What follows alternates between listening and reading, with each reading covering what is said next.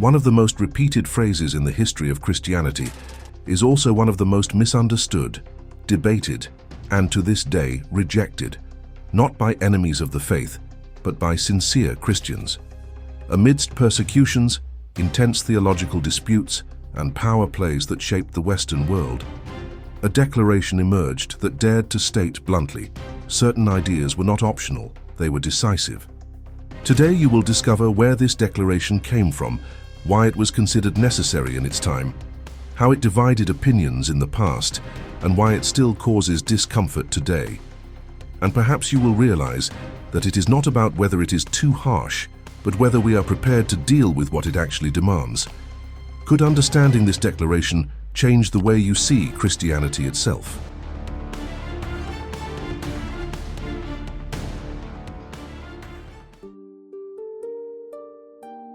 Imagine a world in which almost everything about God was still being organized, word by word, like someone trying to assemble a map in the middle of the fog. It is in this scenario that the so-called Athanasian Creed emerges, not in the time of the apostles, but a few centuries later, probably between the end of the 5th century and the beginning of the 6th century, in the Christian West, specifically in southern Gaul, a region that today corresponds to France. Curiously, it was not written by Athanasius of Alexandria, despite bearing his name, something common in antiquity to give authority to a text. The original language was Latin, which already indicates its target audience, churches and leaders of the Roman West, at a time when the faith needed to be taught with precision. It was not a short text to memorize, but a dense, almost pedagogical material designed to form minds and protect ideas. Instead of simplifying, it details, insists, and repeats like a patient teacher before distracted students. The purpose, moreover, was never just liturgical, as is the case with better-known creeds, but catechetical, almost like an instruction manual for the Christian faith without shortcuts. It was born after major theological debates had already occurred, which explains its high level of precision, especially when speaking about who God is and who Christ is. Nothing there arises from nothing. Each sentence responds to real errors, concrete conflicts and divisions that had already caused confusion and even violence within the Church. Historical sources, such as the writings of Caesarius of Arles and medieval manuscripts preserved in European monasteries, help confirm this didactic use of the text. In other words, the Creed does not try to be poetic. It tries to be clear, almost surgical. Before any line was written with ink and parchment, there was already a battlefield in full activity, not with swords but with ideas. In the first centuries of Christianity, discussing who Jesus was and what his relationship with God the Father was not an intellectual luxury. It was a matter of identity. Currents such as Arianism claimed that the Son was not fully divine, but an exalted creature, which seemed logical to some, yet devastating to the traditional faith. This divergence was not restricted to study rooms. It crossed empires, influenced kings, and divided entire communities. Councils such as those of Nicaea and Constantinople tried to contain the damage, but the ideas continued to circulate, especially among Germanic peoples converted to Arian Christianity. The result was a fragmented Christianity, where baptisms, marriages, and public offices depended on the correct version of God that someone professed. It was a theological powder keg ready to explode. A concrete example helps take this story off the paper.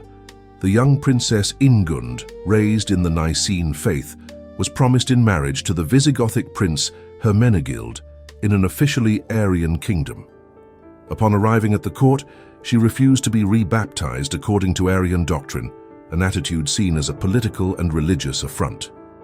Sources such as Gregory of Tours report that Ingund suffered physical aggression and humiliation for maintaining her conviction, showing that the discussion about the Trinity was not abstract, but deeply personal.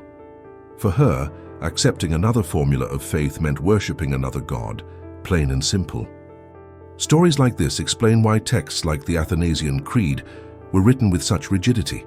They functioned like a line in the sand, saying how far it was possible to go without losing the essence of the Christian faith. Over time, that dense, almost inflexible text began to gain the status of a reference in Western Christianity. In the Middle Ages, the Athanasian Creed began to be cited in synods, commented on by theologians, and even set to music for liturgical use, especially in contexts of clergy formation. It was not recited every week, but appeared at strategic moments, as if to say, "Here are the boundaries of the game." Monks, bishops, and teachers used it as a doctrinal ruler, especially in cathedral schools and monasteries, where theological precision was seen as a sign of faithfulness. For centuries, no one seriously questioned its authority, even without knowing exactly who had written it. The strength of the text lay less in the name it carried and more in the clarity with which it organized complex ideas. In the West, it became a kind of seal of orthodoxy. This prestige, however, began to crack from the 17th century onwards, when historical studies showed that the text could not have been written by Athanasius. At the same time, its technical language began to sound too heavy for new generations, and the damnatory clauses caused growing discomfort. Even so, during the Reformation, groups such as Lutherans and Anglicans decided to keep it alongside the Apostolic and Nicene creeds, understanding that its content still expressed the historical Christian faith. In the Christian East, the story was different.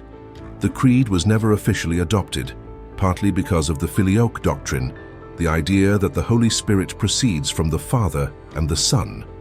For the Eastern churches, this sounded like an undue addition to the ancient faith. Some phrases of the Athanasian Creed do not ask for permission.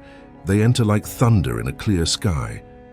Right at the beginning and at the end, the text states that whoever does not keep this faith whole and undefiled will not achieve salvation, something that, to modern ears, sounds harsh, even offensive. But to understand this tone, it is necessary to return to the logic of the ancient church, where faith was not seen as a personal opinion, but as a public commitment to the truth about God. Just as getting the address wrong leads to the wrong house, worshipping a misunderstood God was understood as worshipping something else. These statements do not arise from a desire to exclude, but from a real fear that wrong definitions would distort the very heart of Christianity. In a world without religious pluralism as we know it today, clear boundaries were seen as protection, not as intolerance. Rigidity, in this case, was considered an act of care. It is important to say, in all honesty, that the Creed is not evaluating individual intentions or personal stories, something that is often confused today. It establishes doctrinal parameters, not detailed spiritual diagnoses, something similar to a constitution defining what belongs or not to a state. Biblical texts such as the letter to the Galatians and the warnings of the pastoral letters show that this mentality of well-defined lines already existed in early Christianity. The central idea is simple, though demanding. You cannot accept only what pleases you and discard the rest without altering the whole. For the authors of the Creed, fragmented faith was deformed faith.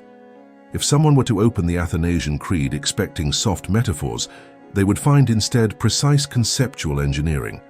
The text begins by stating something apparently simple and deeply challenging. There is only one God, and this one God exists as Father, Son, and Holy Spirit. They are not three gods in disguise, nor a God who changes masks according to the occasion. The Creed rejects two common extremes of the time, confusing the divine persons, as in modalism, or dividing them into degrees of divinity, as Arianism did. Each person is fully divine, sharing the same attributes such as eternity, power, and glory, without internal competition. It is like a musical chord, distinct notes, a single harmony. This formulation does not try to explain the mystery, but to surround it to avoid distortions. By insisting that the Father is God, the Son is God, and the Holy Spirit is God, without this resulting in three gods, the text points to something that theologians would later call divine simplicity. The idea is that God is not made of parts, layers, or components, as if he could be disassembled. Everything that God is, he is fully, in each person of the Trinity. Patristic sources such as the writings of Augustine help understand this logic, by showing that divine attributes are neither divided nor added. The Creed, therefore, does not create an impossible mathematical equation, but delimits the terrain where faith can walk without getting lost. And when this base becomes clear, the next question naturally arises. If God is one and three at the same time, how do these persons relate to each other from all eternity? After stating who God is, the Creed takes an even more delicate step, explaining how the divine persons relate to each other without breaking the unity. The text states that the Father was neither created nor begotten, the Son is eternally begotten of the Father, and the Holy Spirit proceeds from the Father and the Son. These words do not describe events in time, as if something had happened before and after, but eternal, ever-existing relationships. Begetting and procession are not biological metaphors, but careful attempts to differentiate origins without creating hierarchies. The Spirit is not a second Son, nor an impersonal force, but someone distinct with its own form of origin. Here, the Creed treads on mysterious ground, but it does so with calculated steps. It prefers to recognize the limit of language than to leave room for confusion. The most important point of this part is not to explain the mystery, but to protect a balance. None of the persons is prior, greater, or inferior to the others. All are co-eternal and co-equal, sharing the same glory from all time. This statement directly combats the idea, common in certain ancient circles, that the Son or the Spirit would be less God for having a relational origin. After exploring the mystery of God in himself, the Creed makes a decisive turn and lands in concrete history. It states that Jesus Christ is at the same time fully God and fully man, without shortcuts or strange mixtures. It is not a God disguised as human, nor a man elevated to divine status, but a single person with two complete natures. The text insists that Christ possesses a rational soul and a true human body, facing ancient ideas that denied his full humanity. At the same time, it rejects any attempt to divide Christ into two separate persons, as if divinity and humanity lived in parallel. It is like joining fire and iron, distinct but inseparable in the final object. The precision here is not exaggeration. It is protection against confusion. The Creed continues describing the work of Christ with the same seriousness. He suffered, died, rose again, ascended into heaven, and will return to judge the living and the dead. These events are not treated as vague symbols, but as central facts of the Christian faith, connecting theology and history. Ancient sources such as the Gospels and the Apostolic Letters form the background of this statement, reinforcing that the Incarnation was not an isolated episode, but the axis of redemption. The eternal Son did not cease to be God by assuming humanity, he assumed it to restore it. Thus the Creed ends as it began, without softening, without negotiating, placing before the reader the gravity of what is being confessed. And when the last words echo, the question is not only whether we understand all this, but whether we are willing to deal with the weight of a faith that affirms without hesitation who God is and what that demands of us. In the end, the Athanasian Creed does not ask for applause, it asks for attention. It does not try to be comfortable, modern, or sympathetic. It tries to be faithful to an ancient conviction that ideas matter, and a lot. Throughout history, this text has functioned as an uncomfortable mirror, forcing generations to face difficult questions. Who is God? Who is Christ? And how far can faith be shaped without losing itself in the process? In a world accustomed to flexible truths, it sounds almost strange, like a voice from the past that refuses to whisper. Perhaps the controversy is not in the creed itself, but in the clash between a faith that demands full commitment and a culture that prefers middle grounds. So the question remains, simple and profound at the same time. Are we rejecting this creed because it is wrong, or because it forces us to take faith too seriously?